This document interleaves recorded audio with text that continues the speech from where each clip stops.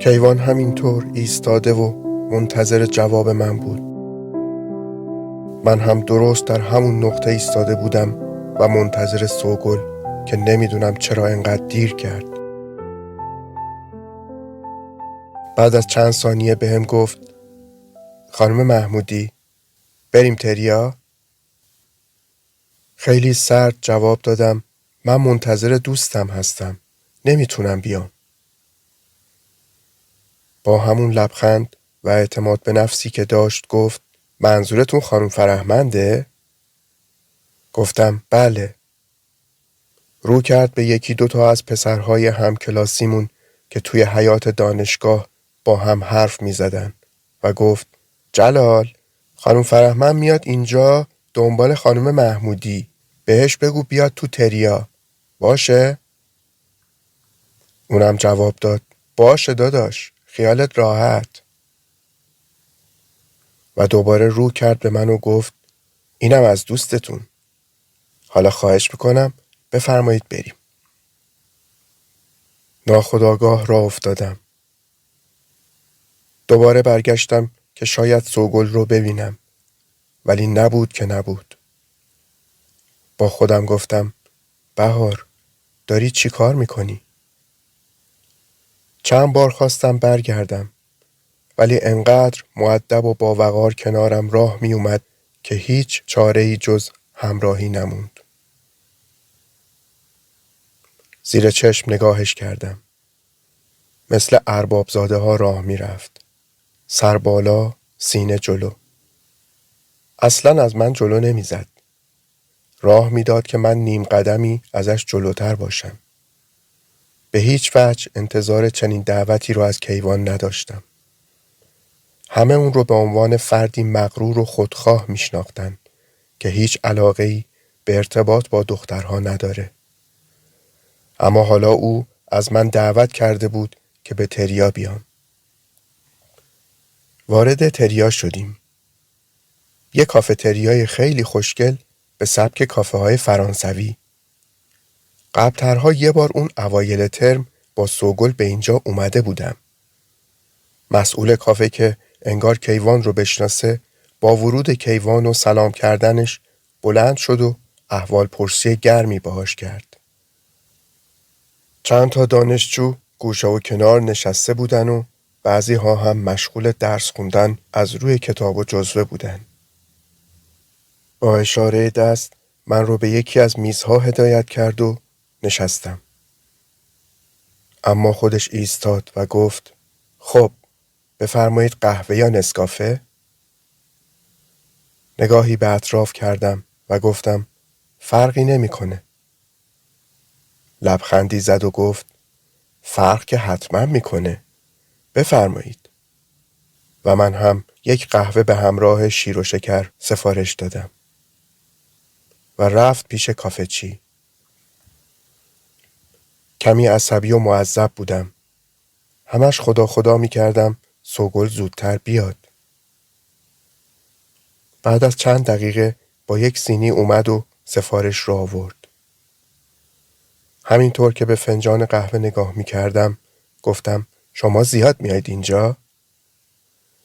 لبی به قهوهش زد و گفت اکثر وقتا یا قبل کلاس یا بعدش. ولی خب بیشتر بعدش. شما چی؟ همچنان سرد و رسمی جواب دادم یه بار با خانم فرهمند. اون اوایل. منتظر بودم یه جورایی معذرت خواهی کنه. یا حرفی چیزی بگه. ولی اونم بدتر از من ساکت بود. بالاخره سوگل اومد. تا وارد شد من رو دید و اومد به سمتم. همینطور که جلو می اومد به تعجب و بهتش اضافه می شد. اصلاً انتظار دیدن کیوان رو نداشت. رسید و سلام کرد و با تعارف کیوان نشست. نگاهی پر از سوال به من کرد و منم از نگاهش فرار کردم و به فنجانی که در دستم بود خیره شدم.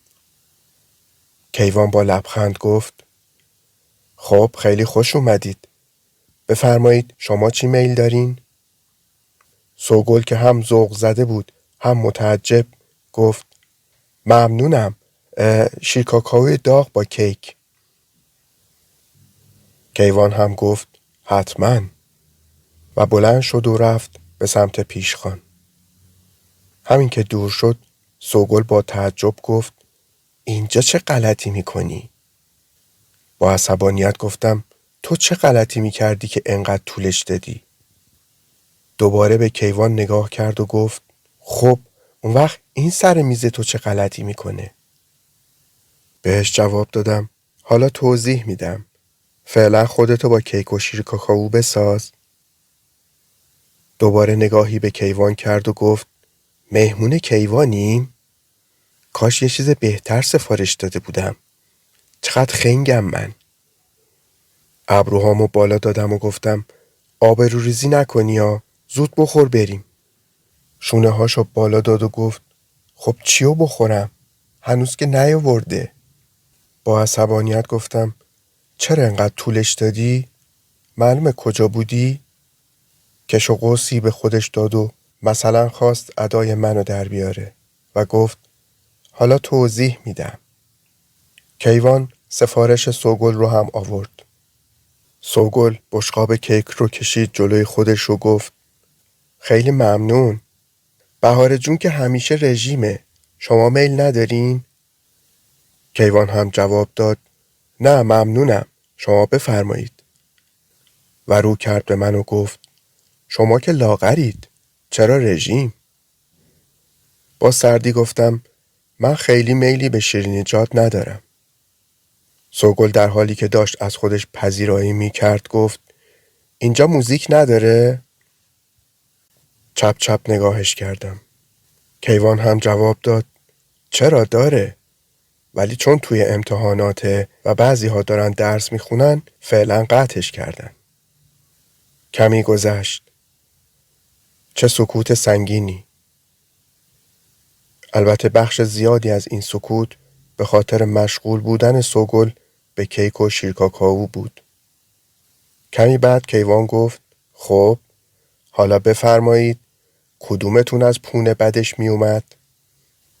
سوگل با شنیدن این حرف سرفش گرفت و سری لیوان شیرکاکائو رو سر کشید. با پوزخند نگاهش کردم. توی دلم گفتم حقته شکمو. ظاهراً کیوان نوشته سوگل را دیده بود. دوباره سکوت شد. دیدم خبری از اون چه که منتظرش بودم نیست. سوگل هم شیرکاکائو رو تموم کرده و مشغول تهمونده کیکش بود.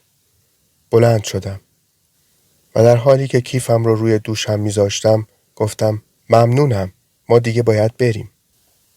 کیوان با تعجب نگاه کرد و گفت به همین زودی؟ با لبخندی سرد گفتم بله دیگه، باید بریم به درسمون برسیم. و به سوگل گفتم سوگل جان پاشو بریم. نگاهی به من و کیوان کرد و گفت آخه کیکم مونده. در حالی که ایستاده بودم چنان چشم قره‌ای بهش رفتم که خودش ادامه داد البته که میخوام ناهار بخورم، اشتهام کور میشه. ممنونم آقای سعادت. کیوان هم جواب داد خواهش میکنم. امیدوارم تقلب بعدی ناهار در خدمتتون باشم. سوگل در حالی که داشت بلند میشد چشمهاش برقی زد و نگاه به من کرد و گفت چه خوب، من که موافقم. دوباره بهش چشم قره رفتم و رو کردم به کیوان و گفتم امیدوارم درس هاتون رو خوب بخونید که نیاز به این کارا نباشه. به هر حال ممنونم بابت همه چیز. بریم سوگل جان. کیوان در حالی که هنوز پشت میز نشسته بود گفت راستی یه درخواست دیگه هم دارم. و دست کرد تو جیب کاپشن چرم شکلاتی رنگش و یه پاکت کوچیک در آورد. در حالی که به من نگاه میکرد ادامه داد 2 هفته دیگه شب جمعه تو خونه ما یه جشن به مناسبت تولد من برپاست. من فقط 3 تا از این کارت‌های دعوت با خودم برای بچه‌های دانشگاه آوردم. دلم میخواد یکی از این کارت‌ها رو بدم به شما. میتونم ازتون خواهش کنم دعوتم رو قبول کنید؟ با خودم گفتم چه زود پسر خاله شد و جواب دادم تولدتون مبارک، ولی من احتمالاً تعطیلات میان ترم نباشم و نمیتونم بیام. داشتم بهانه می آوردم چون من اصلا شرایطش رو نداشتم به هیچ وجه. ولی یه دفعه سوگل خانم پرید وسط و با ذوق زدگی گفت ولی من میتونم بیام. و وقتی متوجه نگاه خشمناک من شد، انگار از حرفی که زده پشیمون شده باشه، ادامه داد البته شاید منم نباشم. کیوان خیلی خونسرد در حالی که هنوز نشسته بود جواب داد در هر صورت کارت رو داشته باشید. روش آدرس و تاریخ و ساعت نوشته شده. مطمئنم تا حالا همچین مهمونی رو تجربه نکردید. در ضمن این رو هم بگم که اصلا نیازی به کادو نیست. ما این رسم رو چند سالی هست که تعطیل کردیم. و کارت رو گذاشت جلوی میز روبروی ما. از رفتارش خوشم نیومد. انتظار داشتم بلند شه و کارت رو به دستم بده. با خودم گفتم چه از خود راضی. هنوز هیچی نشده داره پوز مهمونی نگرفته‌شو میده. باز با همون لبخند سرد بهش جواب دادم بعید میدونم بتونم بیام. بازم ممنونم بابت دعوتتون. بریم سوگل جان. که در کمال تعجب دیدم سوگل دست دراز کرد و کارت رو برداشت و گفت حالا تا 2 هفته دیگه خیلی مونده. شاید برنامه ما هم تغییر کرد. بالاخره کیوان از جاش بلند شد و گفت امیدوارم. ازش خداحافظی کردیم و اومدیم بیرون. تون تون راه می رفتم. قدم هام به خاطر قد بلندم از قدم های سوگل بلندتر بود و عقب افتاد. بدو بدو خودشو به من رسوند و گفت چته بهار؟ ببینم نگفتی چی شد که سر از کافه با کیوان در آوردی؟ با عصبانیت گفتم فعلا بریم که از دستت خیلی کلافم. دستمو گرفت و نگهم داشت و گفت الان چی شده؟ معلومه چته؟ با عصبانیت گفتم برای چی کارتو برداشتی؟ او هم عصبانی شد و گفت حالا اون یه دعوتی کرد، منم کارتو برداشتم، شایدم رفتیم. عصبانی تر شدم و گفتم مثل این که تو یه چیزیت میشه ها. سریع جواب داد اون وقت تو که با یه پسر رفتی کافه یه چیزیت نمیشه؟ در حالی که نام زدم داری؟ دوباره جواب دادم سوگل به خدا اگه یک کلمه از این ماجرای امروز رو به حمید بگی رفاقت 10 سالمون رو میبوسم میذارم کنار. خیلی خونسرد جواب داد به مامانم چی؟ با تعجب گفتم یعنی تو اینقدر راحتی که این چیزا رو به مامانت هم میگی؟ سری کج کرد و گفت آره مگه چیه؟ متعجب نگاهش کردم و گفتم راجبه این قضایا تا حالا چیزی هم بهش گفتی؟ زیر چشمی به هم نگاه کرد و گفت همه شو. از عصبانیت پا به زمین کوبیدم و گفتم وای سوگل از دست تو. انگار که بخواد موضوع رو عوض کنه گفت اون وقت کی بود هی میگفت سوگل شیطونی کنی شیطونی کنی صاف گذاشتم کف دست مامانت؟ بهش جواب دادم این فرق میکرد. ابروهاشو بالا داد و گفت نه خیر قبول نیست. باید کلش رو از اول تعریف کنی تا ببینم فرق میکرد یا نه. به سمت در دانشگاه را افتادیم و تا خود خونه پیاده رفتیم. در راه تمام ماجرا رو براش تعریف کردم.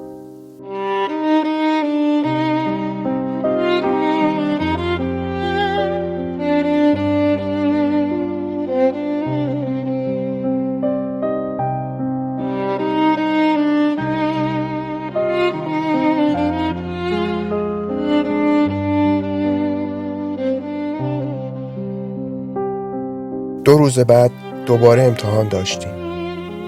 رفتم دانشگاه و وارد کلاس شدم. دیدم کیوان با 2 از دوستاش نشستن. با اینکه منو دید به روی خودش نیاورد. منم بدون هیچ توجهی روی یکی از صندلی ها نشستم و کیفم رو گذاشتم روی صندلی بغلی و برای سوگل جا گرفتم. شکر خدا از هم فاصله داشتیم و او هم اصلاً تلاشی برای نزدیک شدن نکرد. برای من هم همه چیز همون روز تموم شد. دیگه بعد از اون روز بهش فکر هم نکردم. از نظر من او یه آدم از خود راضی بود که به همه نگاهی از بالا داشت و من اصلاً نمیتونم چنین آدمهایی رو تحمل کنم. به نظرم با اینکه پول خیلی مهمه ولی شرافت و انسانیت برای کسی نمیاره و ارزش هر کسی در گروه تفکر و رفتارشه، نه جیبش.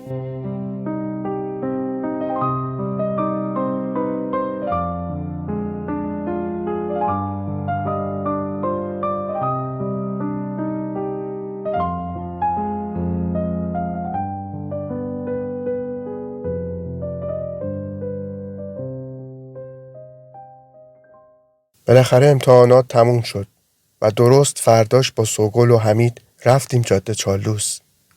چقدر خوش گذشت. از ساعت 6 صبح زدیم بیرون و صبحانه رو دم سد خوردیم. نان بربری و پنیر تبریزی با چای. بعدش هم راه افتادیم رفتیم بالاتر و از یه دکه قهوه گرفتیم. نزدیک ظهر هم رفتیم رستوران کندوان که کوبیده هاش خیلی معروف و خوشمزه بود. حمید بعد از 2 هفته دوری حسابی کیف کرد. بابا معمولاً اجازه نمیداد با حمید راه دور رو تنها برم. همیشه یا سوگل یا نازنین با همون بودن. منم از خدا خواسته. با سوگل کلاً همه جا و همه چیز بیشتر به آدم میچسبید. اون با شوخیهاش نمیذاش خنده از لبهات پاک بشه. واقعاً بابت داشتنش خدا رو شاکرم. حمید هم که حالا فقط 1 ترم با وصال من فاصله داشت حالش خیلی خوب بود و کپکش خروس میخوند. روز بعد در حالی که داشتم بعد از مدتها اتاقم رو مرتب میکردم تلفن زنگ خورد. سوگل صداشو پیرزنی کرد و گفت ننه خدا خیرت بده. من یه پسر دارم چاق و کچل و شله. شما دختر ندارین که زنش بشه؟ خندم رو کنترل کردم و گفتم چرا داریم اتفاقاً؟ اسمش هم سوگله. کنیز شماست. هر دو خندیدیم. سوگل گفت چطوری بهاری؟ خوبی؟ چی کارا میکنی؟ جواب دادم خوبم. تو چطوری؟ دارم اتاقم رو مرتب میکنم. گند گرفته بود. صداشو کمی آروم کرد و گفت بهار 3 روز دیگه 5 شنبه است. با خنده گفتم چه خبر جالبی. سورپرایز شدم واقعا. نابغه. خب معلومه که 3 روز دیگه 5 شنبه است. دوباره با همون صدای آرومش گفت نه دیگه خنگه. یه 5 شنبه معمولی که نیست. مهمونی کیوانه.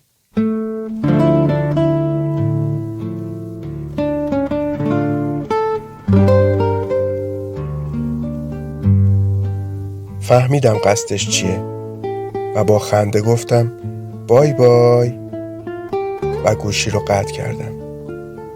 دوباره زنگ زد. مامان و نازنین توی حیاط بودن و هیچ کس نبود که به تلفن جواب بده. 2 بار دیگه هم تلفن زنگ خورد و من مطمئن بودم خودشه و جواب ندادم.